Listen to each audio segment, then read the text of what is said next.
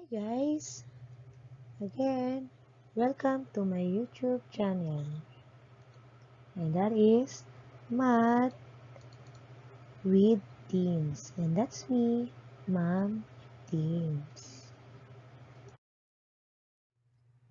Okay guys, let's have a drill first before we discuss the continuation of our lesson.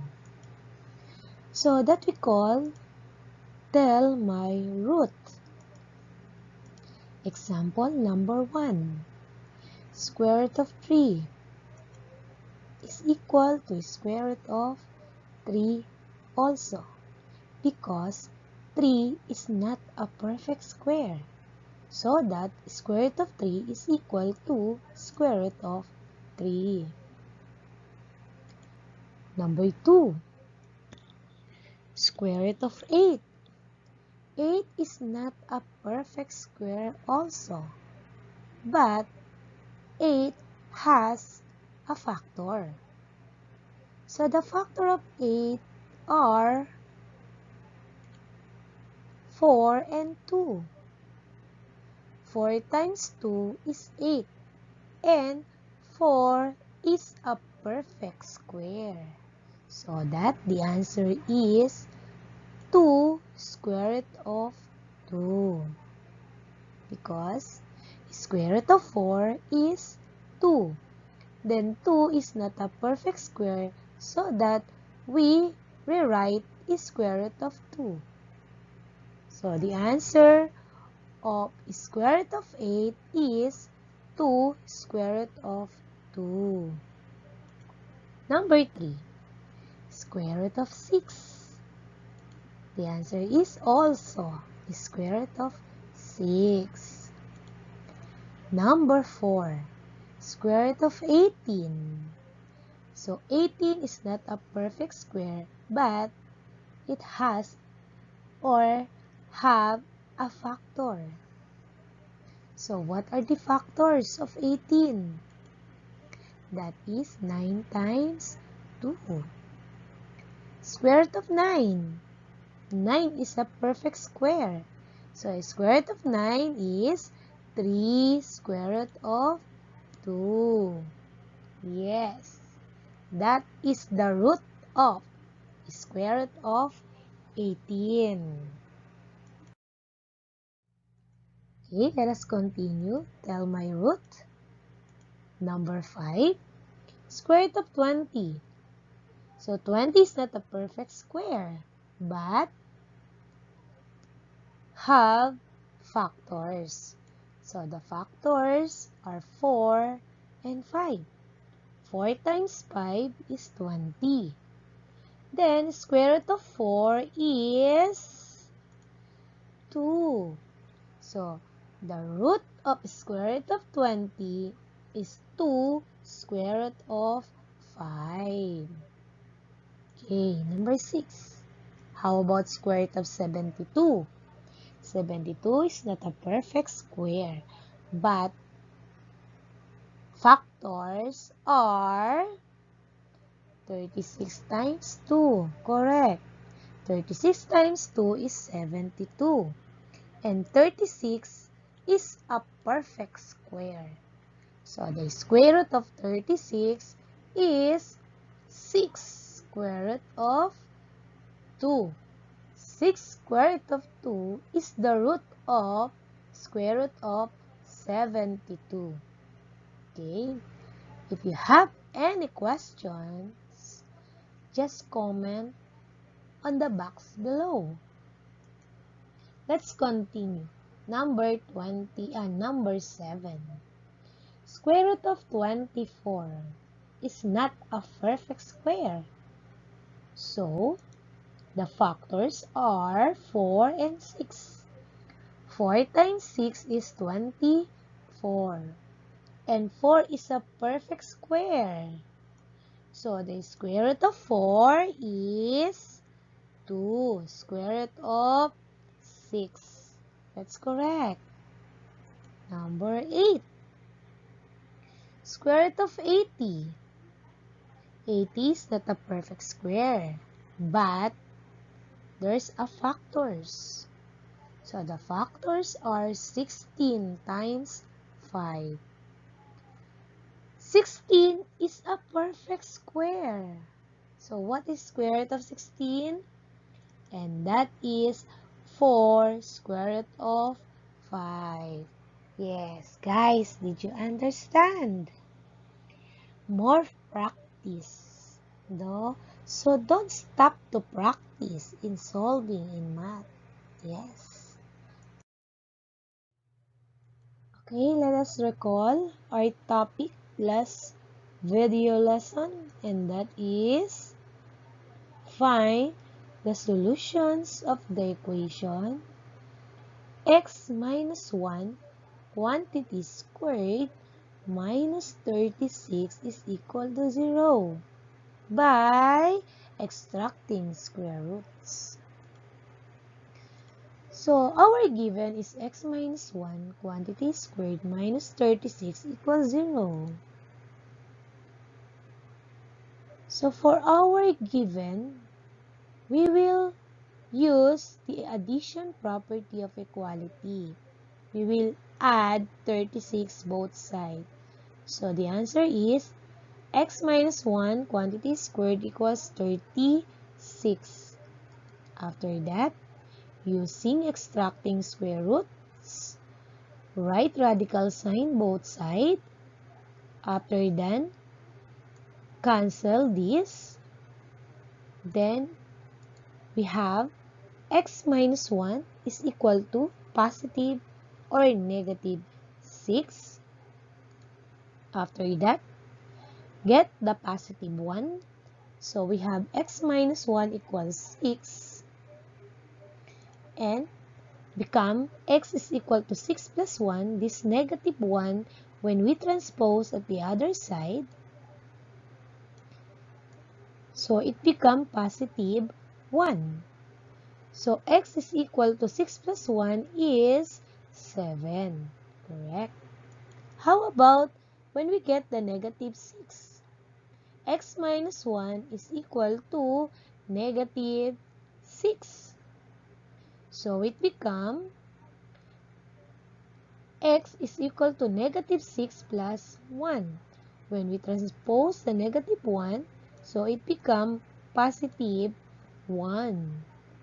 So, x is equal to negative 5. Okay, that's our topic last time. So now, we will continue to discuss solving quadratic equations by extracting square roots, part 4. Okay, let's recall again. Quadratic equations that can be written in the form x squared equals k can be solved by applying the following properties. So number 1, if k is greater than 0, then x squared equals k has two real solutions or roots. That's why we have x is equal to positive or negative square root of k. So you have two solutions. Number 2, if k is equal to 0, then x squared equals k has one real solution or root. So that x is equal to 0. And the third property, if k is less than 0, then x squared equals k has no real solutions or roots.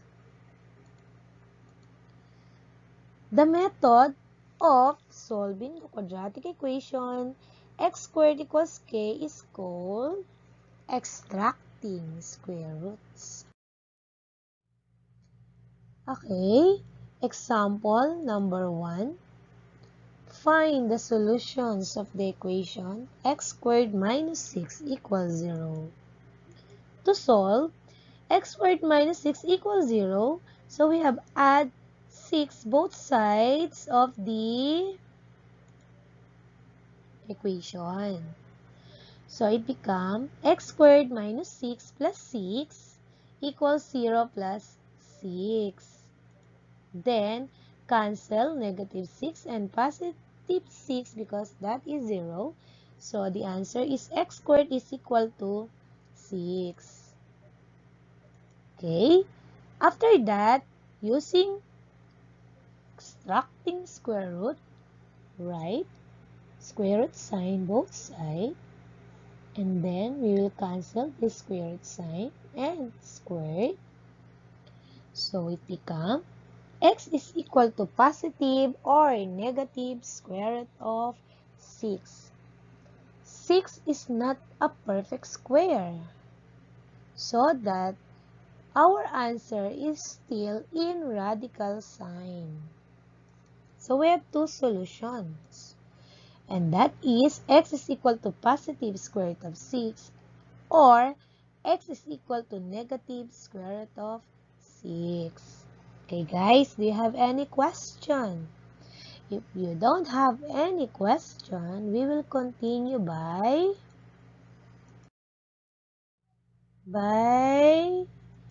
yes, we will check again to be sure that our answer is correct. Our given is x squared minus 6 is equal to 0. If x is equal to square root of 6, or x is equal to negative square root of 6, substitute square root of 6 into x. So, become square root of 6 quantity squared minus 6 equals 0. The other one is substitute negative 6 into x. So, we have negative square root of 6 quantity squared minus 6 equals 0. So, we will cancel the square root sign and the squared. So, we have 6 minus 6 equals 0. The other one is also 6 minus 6 equals 0. Therefore, 0 is equal to 0 and also 0 is equal to 0. Yes.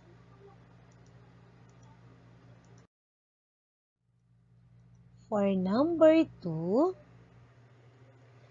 find the solutions of the equation. X squared minus 5 equals 7. To solve, x squared minus 5 equals 7. So, we have to add 5 both sides of the equation. So, it becomes x squared minus 5 plus 5. This is plus 5 equals 7 plus 5. So, it becomes x squared equals 12. Why? Because we cancel negative 5 and positive 5. So, bring down x squared is equal to 7 plus 5 is 12. Using extracting square root, write radical sign both sides. Then, we will cancel the square root sign and squared. So, it becomes x is equal to 12 is not a perfect square, but there's a factors. The factors are 4 and 3. 4 times 3 is 12. And 4 is a perfect square. So that our final answer is x is equal to positive or negative 2 is square root of 3. We have two solutions. X is equal to 2 square root of 3. The other one is x is equal to negative 2 is square root of 3. O guys, naintindihan pa ba? Okay. We check also. Yes, our given. X squared minus 5 equals 7. If your x is 2 square root of 3 or negative 2 square root of 3, substitute the values into x. So, it becomes 2 square root of 3 quantity squared minus 5 equals 7. And the other one is negative 2 square root of 3 quantity squared minus 5 equals 7. Cancel again. So, we have 2 times 2. So, if we will distribute this squared, 2 times 2 is 4. And when we cancel this, become 3 only. 4 times 3 minus 5 equals 7. And also here, negative 2 times negative 2 is positive 4. Then when we cancel this, that is 3 also. Minus 5 equals 7. So 4 times 3 is 12 minus 5 equals 7. And also 12 minus 5 equals 7. So 12 minus 5 is 7 is equal to 7. And the other one is also 7 is equal to 7. So meaning our two solutions are satisfied in our original equation. Therefore, the solutions of x squared minus 5 equals 7 are 2 square root of 3 or negative 2 square root of 3. Here is number 3. Find the solutions of the equation. X minus 2 quantity squared equals 18. To solve, x minus 2 quantity squared equals 18. First, we use extracting square roots. Write radical sign both sides. Then we will cancel the square root and squared. So it become x minus 2 is equal to positive or negative. 18 is not a perfect square, but there's a factors. So the factors are 9 times 2. 9 times 2 is 18. And then, x is equal to negative 2 transpose to the other side. So it becomes positive 2. Positive or negative, so the square root of 9 is 3. So 3 square root of 2. And that is our answer. Yes, we have two solutions.